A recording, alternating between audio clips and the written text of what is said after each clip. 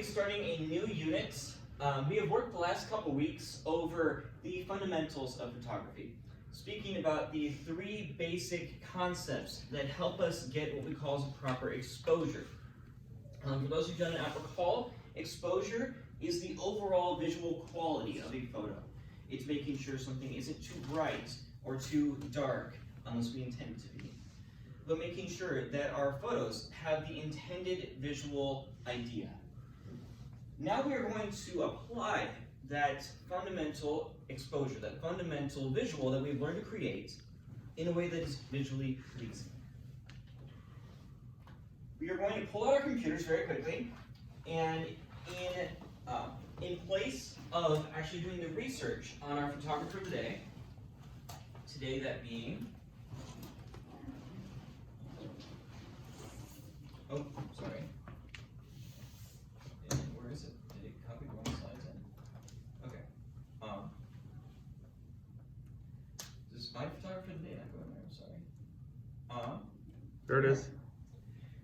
In place of how we would normally do a little research on a photographer of the day, I'm going to read you a brief summary over him. When I stop reading, I'm going to poll call one of you to continue where I have left off. Can everybody read what I have on the board? No? Is it a little small? Okay. Could I have Jesse and Dawson come to where you can please see? I'm going to have you two help me today with reading when I stop. Our photographer of the day today is Gary Winogrand. He is an American street photographer known for his portrayal of U.S. life and its social issues. In the mid-20th century, photography curator, historian, and critic John Sparkowski called Winogrand the central photographer of his generation. Jesse, can you please continue? He received 3 Guggenheim Fellowships to work on personal projects, a fellowship from the National Endowment for the Arts, and published 4 books during his lifetime. He was one of 3 photographers featured in the influential New Documents exhibition at the Museum of Modern Art in New York in 1967. And had solo exhibitions there in 1969, 1977, and 1988. He supported himself by working as a freelance photojournalist and advertising photographer in the 1950s and 1960s. Dawson? And taught photography in the 1970s. His photographs featured in photography magazines including Popular Photography, Arrows, Contemporary Photographer, and Photography Annual. Thank you both. Can I have 2 people tell me in a brief summary how Winogrand has worked with his photography? What has his focus been?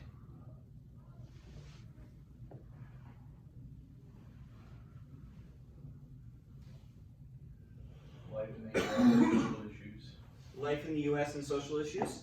You're right. Those are 2 big things. And as a photojournalist, that has been a major emphasis for him.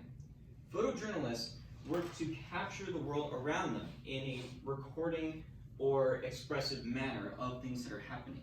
Can somebody note something else about Winogrand that he might have put some emphasis into?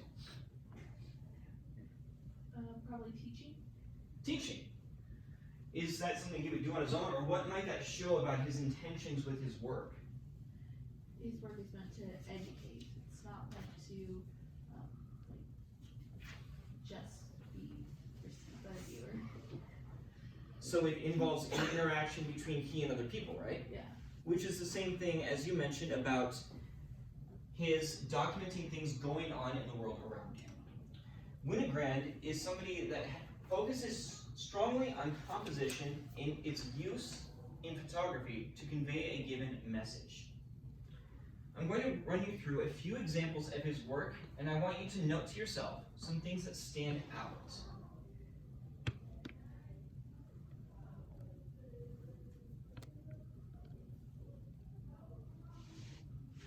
These, can't tell if they're giving me the answers.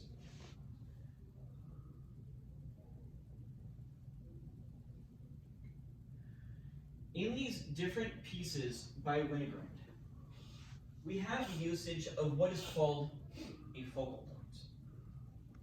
In perceiving this photo, what stood out to you? What stands out to you? Hunter? probably the girl. The girl, why?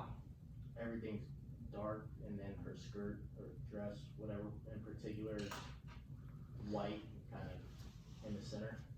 You're right. And in photography, this is one of your new terms. So if you would like to take note of this on your laptops or a piece of paper on your desk, this is an example of what is called contrast. Contrast being the difference in extremes in a piece of visual work. This can either be based in color or in values, the lightness or darkness of what we are perceiving. This can also be in regard to texture, but for the focus of photography, we're going to focus on color and values. Winogrand, as you have noticed, shoots primarily in black and white. And in this piece, he used a high contrast, bringing emphasis through contrast to the female in the image. Do you see any interaction happening in this image or anything else that might be getting a narrative?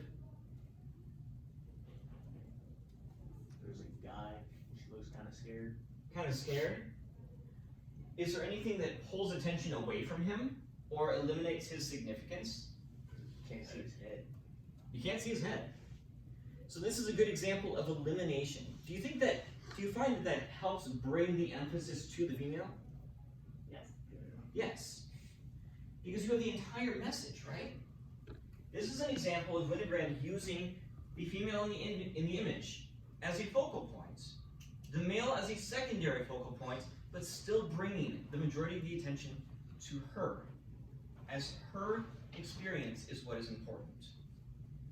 This is something I would like you to note for the work that we will be doing later this period and later throughout this unit as we learn different compositional methods. The ones we will be focusing on all do utilize a focal point. Focal points in photography, if you would like to write this down. Focal points are a point of emphasis or interest to guide the viewer's perspective. Are a point of emphasis or significance to guide the viewer's perspective. What are some things that we have witnessed in our images, or things we have made, things we've watched, things we interact with, that help things stand out to us?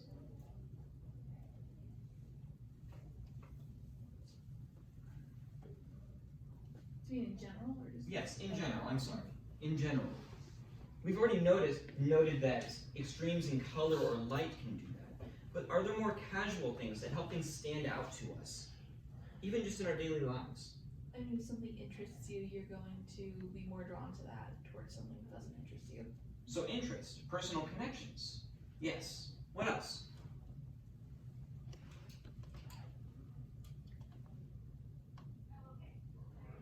I always think emotion is something that will grab my attention, like whether it's visual or in person.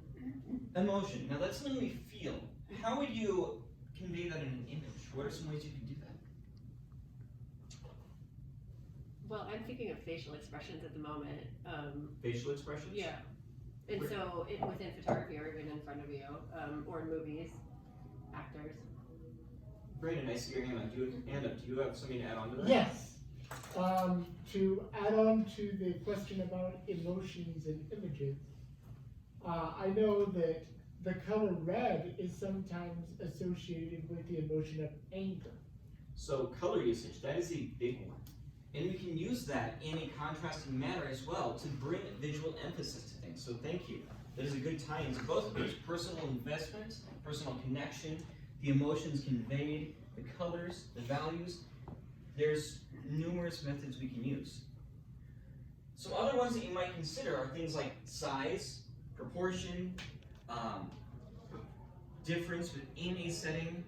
These are ways of emphasizing those differences to help guide our attention as well. In this, where does your eye go? Small child. The small child. Why is that, Lorenzo? It's like the brightest thing on the picture.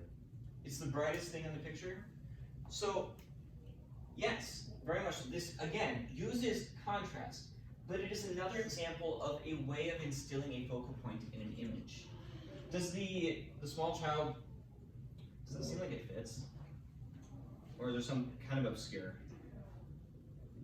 Yeah, that seems a little out of place, I guess. What would you expect to see there? Car, maybe? A car? It looks like a garage. It's a garage. You don't really tend to see children just out in the middle of a very desolate area on their own. Like, where are the parents?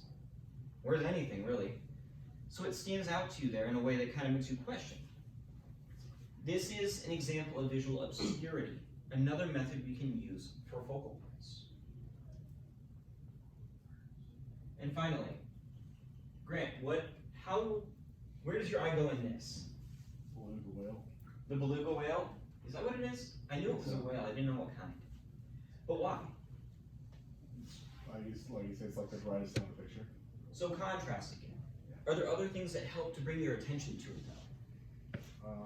The guy cleaning the windows is kind of like right on its face. So there's an interaction happening, would you say? This is another way we can do it. We can use focal points, creating a narrative. You could take the time to analyze the rest of the whale or the rest of the scene, but here, is that where you were pointing? Yeah. Right here is your main point of interaction. For each of these photos that Wynne Grant took, it was in a moment he decided to capture, a moment of significance that was important to him or the people he was photographing. When we take photos, and this is something I want you to keep in mind as you produce your photos later this period and throughout this unit, it's not just a matter of getting the light correct and angling it at something random. Every photo you take should be an intentional choice. A choice between the moment before and the moment after. And as Rachel mentioned, one of the best ways to make sure that that photo is something great is not just with light, but with personal connection. So as you are capturing the 4 photos that I will be having you work on today in groups of 3, I want you to keep in mind what to your group and to you as an individual matters. I'm going to have you go to a location on campus that is significant for you. So, Roger, you zoomed in from the Weary the other day, didn't you? I did. I'd imagine you might go there. And I want you to find something that has had significance to you over your years at Wesleyan. I want you to arrange that visually in your image in a similar way to what Wynne Grant did to help us pull it out from the image so we know what we're focusing on. Can you guys relay for me really quickly before I give you your gear, your intended tools or others you might consider to help those things stand out? Something that relates to us. Yeah. So visually, what are some tools we've discussed here that we can use to help things stand out? Contrast. Contrast, can you redefine that for me? Like black, you can do black and white, or like zoom in on a specific person or object. Be able to Pause right there for a second. You just said something very profound and very helpful. So zooming in, what might that do for us? Blurring, I guess. You could blur the outside, but kind of put more like It could. more focus on what you want to basically want somebody to see, I guess. Kind of. Oh yes, you're right. You're right. You can blur out the background. What does that do for us when we blur the background? Has a focal point. It what? Has a focal point. It does have a focal point. But what does the act of blurring the background do for us visually? Eliminates its value. Eliminates its distractions. You're right. It can narrow down our focus. But in zooming in, what else might that do? If your box goes from here to here, you're doing that same act, aren't you? You're narrowing down your focus from that wide scene to that one person or that one thing. So proportion or in size are 2 terms that you might use for that through the act of zooming. You're right. What are some other ones we might use that we've seen in Wynne Grant's work here? We mentioned contrast. Obscurity. Obscurity. So with where you're planning to do, what's something you might be able to capture that would be obscure or stands out?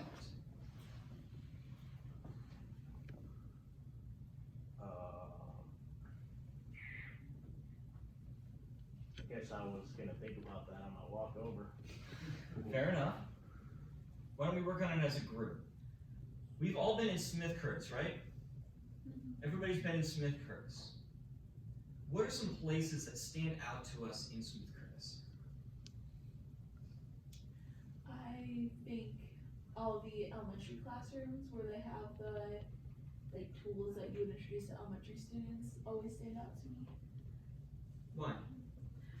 Because this is like a secondary institution, yet you see the like the math blocks that you teach like first graders math, and you see like crafting supplies used to make activities that help like elementary school students understand basic English terms. It seems out of place, but also in like such a profound way. It just doesn't seem to fit. So that's a good one. What's another one here in Smith Curtis that could pull apart from us, pull things out, separate, obscure? The Soch pit. The Soch pit. What is the Soch pit? I'm not familiar. So it's the classroom as you're walking out the doors at the bottom over here. It's Yes. the classroom just on the left. Okay. With the swivel Yeah. chair thing. With the swivel chair thing. What about that stands out to you? Chairs. Just the chairs? They're different than the standard ones you have here? Yep. So each of these things are things you've noticed throughout your time at Wesleyan. You've made a personal connection to them. Now when you get your equipment, I want you to go with that in mind. That these seemingly mundane objects or places, they have made an impact on you. So in your photos, during this brief just testing day, before we really dive into the topic deeply, I want you to capture these in a way that they stand out for you in your image, in a way that's connected for you personally. Time.